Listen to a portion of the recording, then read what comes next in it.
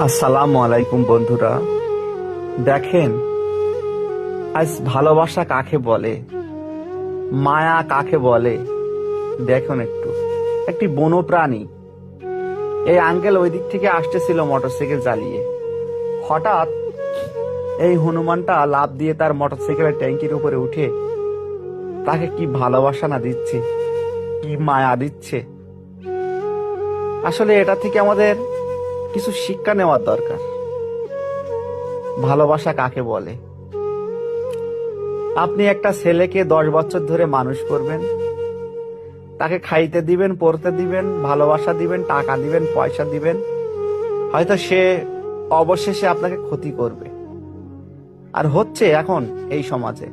কিন্তু দেখেন, একটা বন্য প্রাণী, এই আঙ্কেল আসলে মনে হয় ভালো মানুষ। আর এই বন্য প্রাণী ভালো মানুষকে চিনতে পারছে। মাথায় টুপি, মুখে দাড়ি।